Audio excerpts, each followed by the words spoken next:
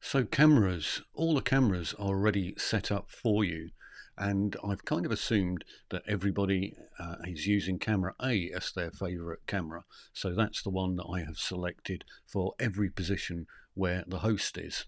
So if I go right up to my intro scene and set the camera up so that I'm in the right crop and looking good in terms of the different camera effects and everything, then all I do is come over to the camera effects window, scroll right to the very bottom where I've had to make this look like a very long window, and then click on apply to all scenes.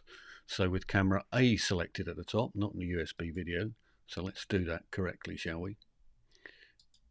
Camera A selected at the top, then go down to the bottom and do apply to all scenes, and it will ripple that through the whole of the profile. So that's all you have to do for your host profile. For the other ones, we've got guest 1, guest 2. So you'll have to bring your guest in and adjust their size and everything like that so that they're similar to you in terms of shape, size, color, etc. And then in the camera window, go up to guest 1, choose guest 1, and once you're happy with how that's set up, you can go down and again apply to all scenes, and that will apply that for guest 1 wherever guest 1 appears. So where we've got him with a screen share and where you've got the guest next to you, it will apply those settings immediately to all of the guest 1 cameras. So you can do the same for guest 2, and guest 3 is actually a screen share for the guest. So when the guest comes in interview mode, what you're going to want to do is when they share their screen in interview mode, a little box will pop up in the interview window, and you can then assign that camera to guest 3.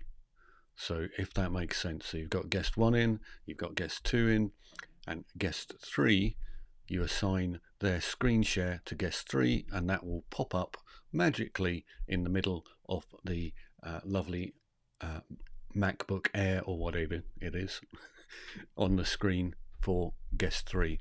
So that's as simple as it is for cameras, nothing much else to do with them.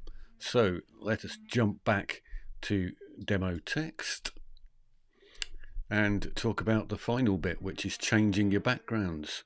At the very bottom of your overlay scene, we have got show in background. And in this particular case, you will have 3 different options. So I've got all 3 of mine unhidden at the moment. So I'm going to hide the top one. And that gives me a different background. Hide this one. That gives me a different background. So you're going to have 3 of those backgrounds in there, and you can choose whichever one that you want. So let's go back to the original one. What I have also got in there at the bottom is a motion background. So if you don't like the motion background, you can switch it off and there's no motion background. If you switch it back on again, here comes the motion background. If you want to get clever, you can click the cog wheel in there and play about with the settings on the motion background as well, to make it brighter or less bright, or change the blend modes, but we'll come to that in a later video. For now, for the basic scenes, that should be you pretty much done. The next one's going to be about replacing assets. So I'll get onto that in just a moment. See you in a minute.